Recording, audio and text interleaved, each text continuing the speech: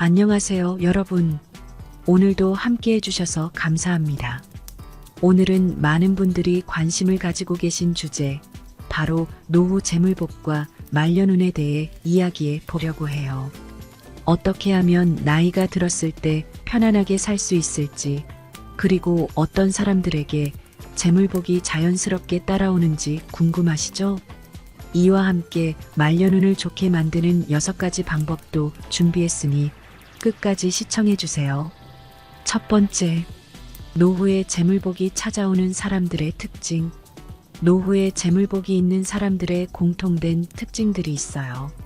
이들은 단순히 재산이 많아서가 아니라 꾸준한 삶의 태도와 행동으로 재물복을 스스로 끌어당기는 사람들이죠. 몇 가지 주요 특징을 살펴볼게요. 1. 긍정적인 사고방식. 이들은 항상 긍정적으로 생각해요. 실패가 와도 그걸 극복할 수 있는 기회로 보고 문제를 해결하려는 자세를 가지죠. 결국 긍정적인 마인드가 좋은 기회를 끌어당깁니다. 2. 관계를 소중히 여기는 사람. 재물복은 혼자서만 잘 산다고 얻어지는 것이 아니에요. 다른 사람들과의 관계가 매우 중요하죠. 인맥과 네트워크를 통해 얻는 정보와 기회는 재물복과 직결됩니다. 3. 계획적이고 실천력이 있는 사람. 성공한 사람들은 대부분 자신의 노후를 미리 계획합니다. 그들은 현재를 충실히 살면서도 미래를 대비하죠. 게다가 계획한 것을 실천하는 힘도 가지고 있어요. 4. 지혜롭게 재정을 관리하는 사람. 재물복이 있는 사람들은 돈을 함부로 쓰지 않아요. 돈을 모을 줄 알고 필요한 곳에 알맞게 투자하거나 저축을 해요. 그들은 재정 관리에 있어서 매우 신중하죠. 5. 건강을 중요시하는 사람. 건강이 곧 재산이라는 말이 있죠. 노후에 건강하면 돈 쓸 일이 줄어들고 경제적으로도 여유로워지니까 건강을 유지하는 것이 재물복을 부르는 중요한 요소입니다. 6. 끊임없이 배우는 사람. 나이가 들어도 배우는 것을 멈추지 않는 사람들은 새로운 기회를 계속해서 만들어냅니다. 배움 속에서 자신을 성장시키고 그로 인해 재물복도 자연스럽게 따라오죠. 두 번째, 말년운이 잘 풀리기 위한 방법 6가지. 말년이 편안하고 행복하려면 어떻게 해야 할까요? 말년운을 잘 풀리게 만드는 6가지 핵심 방법이 있습니다. 1. 감사하는 마음 가지기.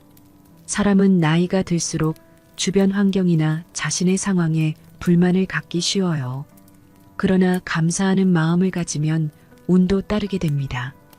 감사하는 사람에게는 긍정적인 에너지가 흘러가죠.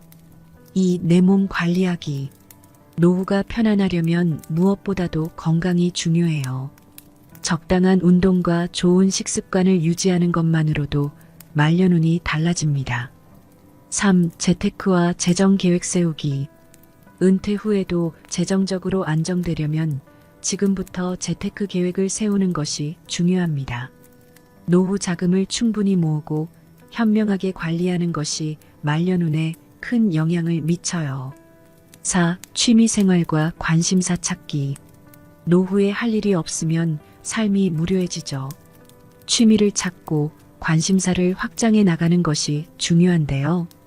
이는 심리적으로도 매우 안정감을 주고 말년운도 더 좋아집니다. 5. 관계를 돈독히 하라. 가족이나 친구, 이웃들과 좋은 관계를 유지하는 것이 매우 중요해요. 인간관계가 좋으면 자연스럽게 말년에도 외롭지 않고 운이 좋아집니다. 6. 기부와 나눔의 삶 실천하기. 나눌수록 더 많이 돌아온다는 말을 들어보셨나요? 남에게 베풀고 도울 때 그 선행이 나중에 나에게 좋은 운으로 돌아올 가능성이 큽니다. 세 번째, 운을 벌어야 돈이 벌린다. 마지막으로 많은 분들이 놓치고 있는 중요한 개념이 있어요. 바로 운을 벌어야 돈이 벌린다는 것이죠. 돈만 쫓다 보면 오히려 운이 나빠지고 일이 꼬이는 경우가 많습니다. 운을 벌려면 어떻게 해야 할까요? 작은 행운을 소중히 여기기, 삶에서 찾아오는 작은 행운들, 감사한 일들을 놓치지 말고 소중히 여기세요. 그게 모여서 큰 운이 됩니다.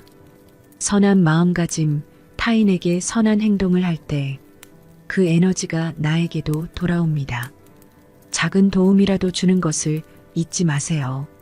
꾸준함과 성실함, 재물복을 가지려면 일시적인 운에 기대는 것이 아니라 꾸준하고 성실한 자세로 살아가야 합니다. 여러분, 오늘 이야기 잘 들으셨나요? 재물복은 단순히 행운으로 얻는 것이 아니라 우리의 삶의 태도와 행동에 달려 있습니다. 특히 말년운을 좋게 만드는 방법들을 꾸준히 실천한다면 여러분의 미래는 더 밝아질 거예요. 오늘 영상이 도움이 되셨다면 좋아요와 구독, 그리고 알림 설정 부탁드릴게요. 다음 영상에서도 유익한 이야기로 찾아뵙겠습니다. 감사합니다. 좋은 하루 보내세요.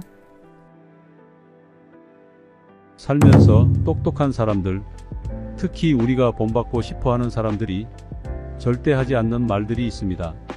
이들은 신중하게 말하고 상황을 고려하며 말 한마디가 어떤 영향을 미칠지 잘 알고 있습니다. 오늘은 그들이 절대 하지 않는 말 10가지와 그 이유, 그리고 우리 모두가 피해야 할 손해보는 말에 대해 이야기해 볼게요. 1. 내가 항상 옳아. 똑똑한 사람들은 자기 의견이 틀릴 수 있다는 가능성을 염두에 둡니다. 자신의 한계를 인정하고 다른 사람들의 생각을 경청하며 더 나은 결론을 내리기 위해 노력하죠. 내가 항상 옳다는 말은 자신을 닫아버리고 성장할 기회를 차단하는 말이에요. 2. 저 사람은 절대 변하지 않아. 사람은 누구나 변할 수 있는 가능성이 있습니다.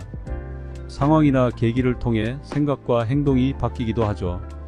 똑똑한 사람들은 사람을 고정된 틀에 넣지 않고 변화의 여지를 인정합니다. 저 사람은 변하지 않아라는 말은 그 사람뿐 아니라 자신까지도 한계를 지울 수 있어요. 3. 내 잘못이 아니야. 책임을 회피하는 사람은 신뢰를 잃습니다. 똑똑한 사람들은 실수했을 때 이를 인정하고 그 실수에서 배우려고 합니다. 자신의 잘못을 인정하는 것이 자존심을 세우는 일일 수 있지만 장기적으로 보면 더 큰 신뢰를 쌓게 됩니다. 4. 시간이 없어서 못해. 시간은 누구에게나 공평하게 주어집니다. 시간을 핑계로 무언가를 하지 않는 것은 스스로의 우선순위를 못 정한 것이나 마찬가지죠. 똑똑한 사람들은 우선순위를 잘 정하고 시간을 핑계로 자신을 변명하지 않습니다. 5. 나중에 할게. 이 말은 결과적으로 미루는 습관으로 이어질 수 있습니다. 똑똑한 사람들은 지금 해야 할 일을 나중으로 미루지 않아요. 나중에 할 일을 지금 해결하면 마음이 더 편안해지고 기회도 더 많이 열리죠. 6. 난 절대 실패하지 않아. 실패는 성공의 밑거름이라는 말처럼 똑똑한 사람들은 실패를 두려워하지 않습니다. 오히려 실패를 통해 배우고 더 나은 결과를 위해 계속 나아갑니다. 절대 실패하지 않는다는 말은 자신을 실패로부터 고립시키려는 방어 기제에 불과해요. 7. 네가 뭘 알겠어? 다른 사람의 의견을 무시하는 말은 인간관계를 망칠 수 있습니다. 똑똑한 사람들은 항상 타인의 의견을 존중하고 배울 점을 찾습니다. 상대방의 생각을 가볍게 여기는 말은 신뢰와 존중을 해치게 됩니다. 8. 난 이걸 못해. 자신의 가능성을 미리 제한하는 말은 스스로의 발전을 가로막습니다. 똑똑한 사람들은 할 수 없다고 단정짓지 않고 새로운 도전을 두려워하지 않죠. 무언가를 못한다고 미리 단정 짓기보다는 한번 해볼게 라고 말하는 것이 훨씬 생산적입니다. 9.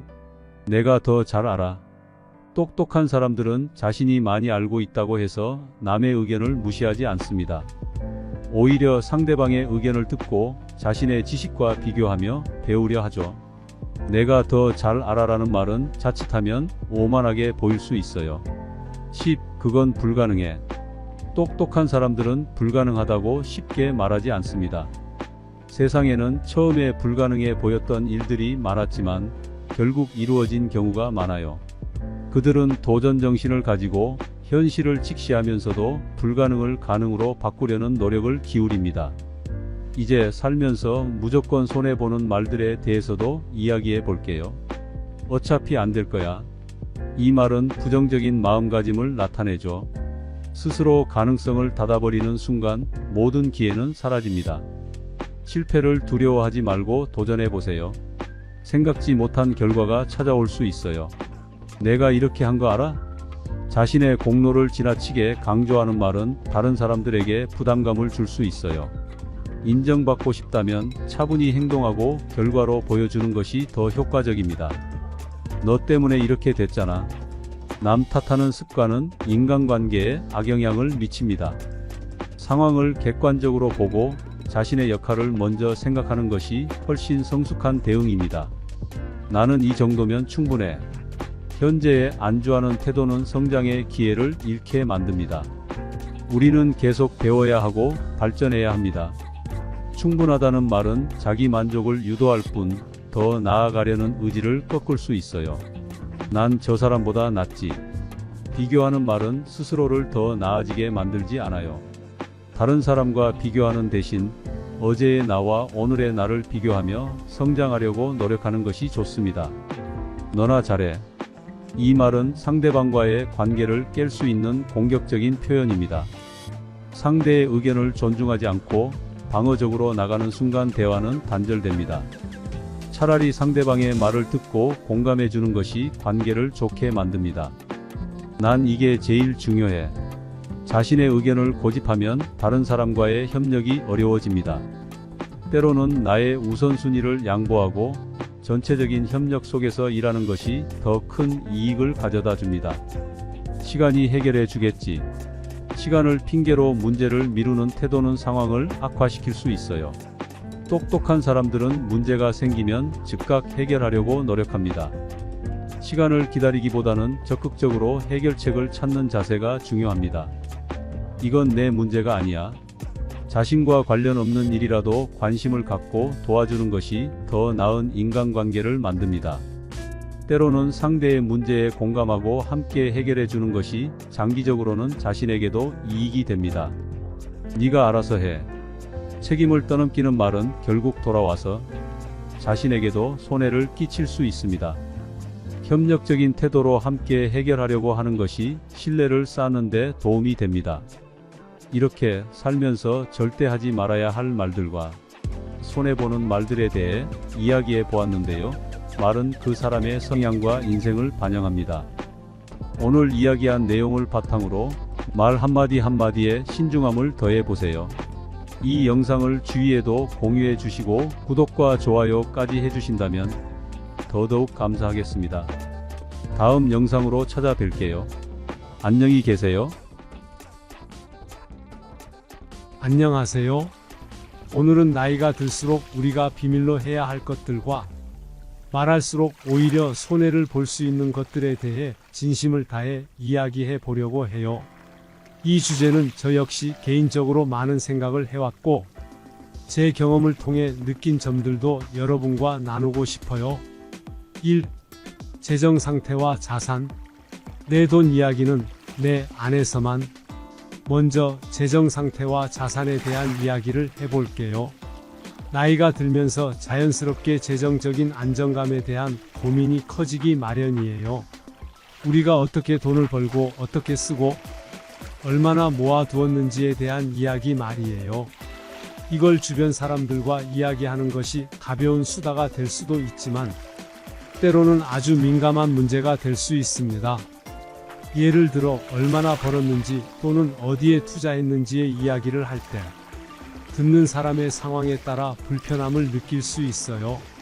상대방이 경제적으로 어려운 상황에 있다면 자칫 자랑으로 들릴 수도 있고 반대로 누군가가 나의 재정 상태를 질투하거나 오해를 할 수도 있어요.